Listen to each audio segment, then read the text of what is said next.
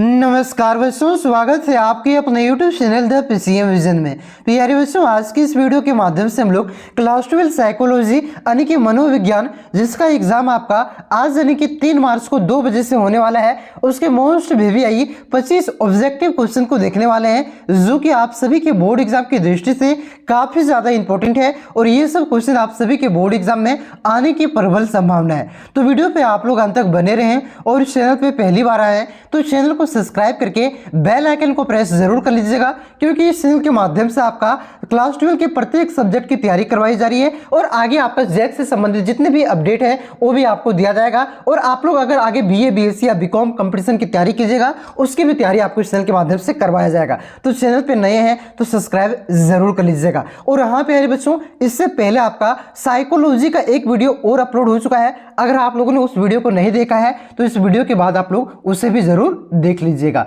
ठीक है। साथ ही साथ यहाँ पे जो भी मैं आपको आंसर बता रहा हूँ, ये जो क्वेश्चन है PYQ क्वेश्चन है और जो आंसर आपकी किताब में दिया गया है, ठीक है, क्वेश्चन बैंक में दिया गया है, वही आंसर बता रहा हूँ। अगर किसी भी क्वेश्चन में अगर आपको डाउट रहता है कि इस क्वेश्चन का आंसर सर गलत बताएं, तो आप लोग कमेंट जरूर कीजिएगा। भले ही लेकिन गलत होने की संभावना 0% है, लेकिन एरर हो सकती है, क्योंकि ह्यूमन है, मानव से ही गलतियां होती है, ठीक है। तो आप लोग कमेंट जरूर कीजिएगा, बेहिचक कमेंट करना है, ठीक है। तो चलिए, गलत नहीं होने की संभावना है लेकिन हो सकता है, ये मैं आपको बता दे रहा हूं। चलिए एक एक करके सारे क्वेश्चन को यहाँ पे हम लोग देखते चलते हैं और आपको यहाँ पे सारा क्वेश्चन को ध्यान से सुनना है, ध्यान से याद करना है, ठीक है। देखिए पहला क्वेश्चन क्या है बच्चों, कि बुद्धि का त्रिस्तरीय सिद्धांत का प्रतिपादन किस मनोवैज्ञानिक ने किया। तो देखिए बुद्धि के जो आपका त्रिस्तरीय सिद्धांत है बच्चों, इसका जो प्रतिपादन है ये आपका अस्टर्नबर्ग ने किया है। ऑप्शन नंबर ये इसका करेक्ट आंसर आएगा, अस्टर्नबर्ग। उसके बाद देखिए अगला क्वेश्चन क्या दिया गया है कि मंद या अल्प बुद्धि बालकों की IQ यानी कि बुद्धि लब्धि कितनी होती है। तो ये कई बार करवा चुके हैं आपको, ये आपका 70 से कम होता है।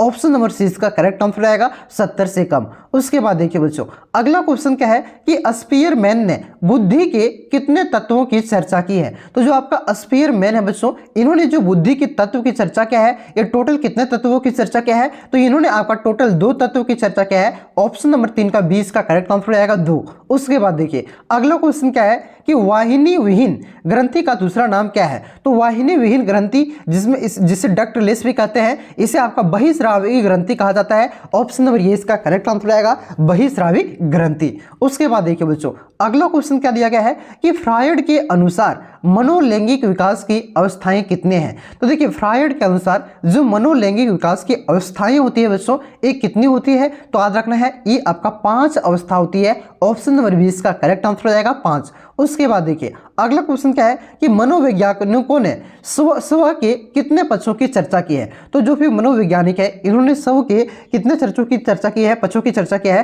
तो याद रखना है इन्होंने आपका टोटल 4 पक्षों की चर्चा किया है। ऑप्शन नंबर सी इसका करेक्ट आंसर हो जाएगा 4। उसके बाद देखिए अगला क्वेश्चन क्या दिया गया है कि प्रतिबल कितने प्रकार के मुख्य प्रकार कितने हैं। प्रतिबल के कितने मुख्य प्रकार हैं, तो याद रखना है प्रतिबल के मुख्य जो प्रकार है बच्चों ये कितने हैं, तो ये आपका 3 प्रकार है। तो इसका जो करेक्ट आंसर हो जाएगा आपका ऑप्शन नंबर बी हो जाएगा 3। उसके बाद देखिए अगला क्वेश्चन क्या है कि निम्न में से कौन सद्गुण नहीं है। तो देखिए पहला ऑप्शन आपका ईमानदारी। ईमानदारी आपका क्या है, ईमानदारी आपका सद्गुण है जी। दृढ़ संकल्प ये भी सद्गुण है। मानसिक शक्ति ये भी सद्गुण है। सत्यवादिता ये आपका सद्गुण नहीं है। ऑप्शन नंबर सी इसका करेक्ट आंसर आएगा, सत्यवादिता। उसके बाद देखिए बच्चों अगला क्वेश्चन क्या दिया गया है कि निम्न में से असामान्य का प्रकार नहीं है। तो देखिए पहला ऑप्शन आपका मन की स्नायु विकृति, क्या ये आपका असामान्य का प्रकार नहीं है, तो ये आपका असामान्य का प्रकार है जी, ये नहीं होगा। मनोविकृति ये भी है। मानसिक मंदन ये भी है आपका, ठीक है। ये आपका अभियोजन की अनुकूलता ये आपका असामान्यता की प्रकार नहीं है। ऑप्शन नंबर डी इसका करेक्ट आंसर हो जाएगा। उसके बाद देखिए अगला क्वेश्चन क्या है कि निम्न में से कौन जैव आयुर्विज्ञान चिकित्सक नहीं है। तो जैव आयुर्विज्ञान चिकित्सा कौन सा नहीं है, तो पहला आपका स्वार्थी केंद्रित चिकित्सा, दूसरा है आपका यशोदिया रासायनिक चिकित्सा, तीसरा आपका क्या है, तो तीसरा है आपका आघात चिकित्सा। ये आपका जैव आयुर्विज्ञान की चिकित्सा नहीं है। ऑप्शन नंबर सी इसका करेक्ट आंसर आएगा, आघात चिकित्सा। बाकी बात मानसिक शल्य चिकित्सा ये भी है, ठीक है। ये तीनों है, सिर्फ ये नहीं है। ऑप्शन नंबर सी इसका करेक्ट आंसर होगा। उसके बाद देखिए अगला क्वेश्चन क्या है कि मनोविदलता रोग का नाम किस मनोचिकित्सक ने दिया था? तो ये जो आपका मनोविकलता रोग का नाम है बच्चों, ये किस मनोचिकित्सक ने दिया था? तो आज रखना है, ये आपका दिया था, ये हो जाएगा इसका करेक्ट आंसर ब्यूलर ने। किसने? ब्यूलर ने दिया था, ब्यूलर ने। ऑप्शन नंबर ये इसका करेक्ट आंसर होगा। उसके बाद देखिए अगला क्वेश्चन क्या है कि जन्म के समय बच्चों में उपस्थित होता है केवल, क्या उपस्थित होता है जन्म के समय? तो बच्चों में केवल आपका ईड उपस्थित होता है जन्म के समय। ऑप्शन नंबर ये इसका करेक्ट आंसर हो जाएगा आपका ईड। उसके बाद देखिए बच्चों अगला क्वेश्चन क्या है कि फ्रायड ने मानसिक रोगों का कारण दमित इच्छाओं को माना है, ये बात सही है कि गलत है? तो जो आपका फ्रायड है बच्चों, इन्होंने मानसिक रोगों का कारण आपका दमित इच्छाओं को माना है। तो ये जो बात है बच्चों, ये क्या है आपका सही बात है, ठीक है। ऑप्शन नंबर ये इसका करेक्ट आंसर होगा। अगला क्वेश्चन क्या है कि मनोचिकित्सा का अर्थ है, तो आज रखना है मनोचिकित्सा का अर्थ क्या होता है? मन का उपचार, ठीक है। मतलब साइकोलॉजी का एक तरह से यही हो जाता है, मनोचिकित्सा का अर्थ होता है मन का उपचार करना। तो ऑप्शन नंबर ये इसका करेक्ट आंसर हो जाएगा। 14 का ये हो जाएगा मानसिक रोगों का उपचार करना। ऑप्शन नंबर ये इसका करेक्ट आंसर हो जाएगा। उसके बाद देखिए 15वां क्वेश्चन क्या दिया गया है कि किस वैज्ञानिक ने सर्वप्रथम, मनोवैज्ञानिक ने सर्वप्रथम मनोविकृति रोगों के उपचार के लिए 1933 में शल्य चिकित्सा का प्रयोग किया? तो वह कौन सा मनोवैज्ञानिक था जिन्होंने आपका सर्वप्रथम 1933 में मनोविकृति रोगी के उपचार के लिए यहाँ पे शल्य चिकित्सा का प्रयोग किया था? तो ये कौन थे? तो आज रखना है, ये थे आपका डॉक्टर शकेल। ऑप्शन नंबर 20 का करेक्ट आंसर हो जाएगा डॉक्टर शकेल। अगला क्वेश्चन क्या है कि लिकट मापनी में कितनी श्रेणियां होती है? तो जो आपका लिकट मापनी है बच्चों, इसमें टोटल आपका 5 श्रेणियां होती है। सुन लो का ऑप्शन नंबर डी का करेक्ट आंसर हो जाएगा 5। उसके बाद देखिए अगला क्वेश्चन क्या है कि स्टीरियोटाइप का सर्वप्रथम विकास किसने किया? तो जो आपका स्टीरियोटाइप है बच्चों, इसका सर्वप्रथम विकास आपका वाल्टर लिपमैन ने किया है। ऑप्शन नंबर ये इसका करेक्ट आंसर हो जाएगा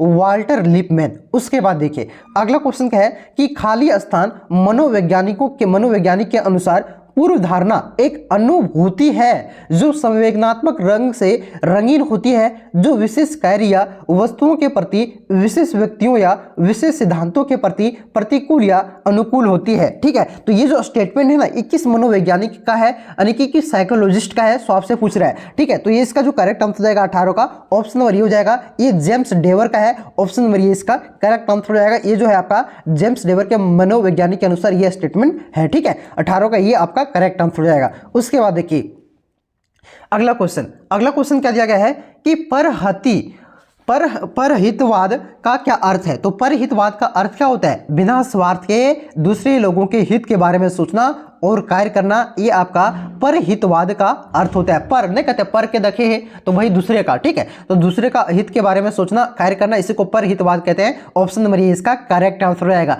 आगे देखिए 20वां नंबर का क्वेश्चन क्या है कि निम्न में से कौन प्राथमिक समूह की विशेषता नहीं है? तो देखिए पहला विशेषता क्या है? आमने सामने का संबंध। क्या ये विशेषता नहीं है? हाँ जी, ये विशेषता है। दूसरा है संबंधों में विशिष्ट प्रवृत्ति का अभाव, ये भी इसका प्राथमिक समूह की विशेषता है। तीसरा है आपका सदस्यों की कम संख्या, ये भी प्राथमिक समूह की विशेषता है। अप्रत्यक्ष संबंध नहीं, इसमें प्रत्यक्ष संबंध होता है। ऑप्शन नंबर डी का करेक्ट आंसर रहेगा। अप्रत्यक्ष संबंध आपका प्राथमिक समूह की विशेषता नहीं है। आगे देखिए अगला क्वेश्चन क्या है कि तापमान कितने प्रकार के होते हैं? तो याद रखना है जो तापमान है बच्चों, ये कितने प्रकार के होते हैं? तो ये आपका 4 प्रकार के होते हैं। ऑप्शन नंबर सी इसका करेक्ट आंसर हो जाएगा 4। उसके बाद देखिए अगला क्वेश्चन क्या है कि निम्न में से कौन तदानुभूति की विशेषता नहीं है? तो तदानुभूति की विशेषता कौन सा नहीं है? पहला ऑप्शन है तदानुभूति आधारित सहज संबंध है, तो ये विशेषता है। संवाद एकरूपता, ये भी विशेषता है। लाभार्थी की मानसिक को पूरी तरह से समझ पाने की अनुभव, ये भी क्या है आपका तदानुभूति की विशेषता है। सहानुभूति, ये आपका तदानुभूति की विशेषता नहीं है। ऑप्शन नंबर डी इसका करेक्ट आंसर आएगा। सहानुभूति आपका तदानुभूति की विशेषता नहीं है। उसके बाद देखिए अगला क्वेश्चन क्या है कि निम्न में से कौन परामर्श की प्रविधि नहीं है? तो परामर्श की प्रविधि कौन सा नहीं है? जिसका करेक्ट आंसर आएगा आपका अनिर्देशात्मक उपबोधन। ये है, ये आपका परामर्श की प्रविधि नहीं है। ऑप्शन नंबर 20 का करेक्ट आंसर होगा। उसके बाद देखिए अगला क्वेश्चन क्या दिया गया है कि निम्न में से संबंध परीक्षण कार्य के लिए दिशा निर्देश से संबंधित नहीं है। तो कौन सा परीक्षण कार्य के लिए दिशा निर्देश से संबंधित नहीं है? तो पहला ऑप्शन है वैधता, ये संबंधित है जी। विश्वसनीयता, ये भी संबंधित है। सत्यापन, ये भी परीक्षण कार्य के लिए संबंधित है। ये गोपनीयता, ये संबंधित नहीं, जिस चीज का उल्टा हो जाता है। ऑप्शन नंबर डी का करेक्ट आंसर हो जाएगा गोपनीयता। उसके बाद देखिए बच्चों अगला क्वेश्चन क्या दिया गया है? अगला क्वेश्चन आपका क्या है कि यहाँ पे है कि निम्न में से कौन परामर्श प्रक्रिया के चरण के अंतर्गत नहीं आते हैं? तो परामर्श प्रक्रिया के चरण के अंतर्गत आपका कौन कौन सा आता है? प्रारंभिक खुलापन आता है, गहराई की खोजपन आता है, परामर्श समापन आता है। ये तीनों आता है। आपका कार्यवाही करना ये नहीं आता है परामर्श प्रक्रिया के अंतर्गत, ठीक है। ऑप्शन नंबर सी इसका करेक्ट आंसर आएगा, कार्यवाही करना। अब यहाँ पे मैंने जो आपको 25 क्वेश्चन बताया बच्चों, ये काफी ज्यादा इंपॉर्टेंट क्वेश्चन था। इससे पहले भी आपका साइकोलॉजी यानी कि मनोविज्ञान का एक वीडियो अपलोड हो चुका है, उसे भी आप लोग जरूर देख लीजिएगा। साथ ही साथ आप लोग क्या कीजिएगा बच्चों,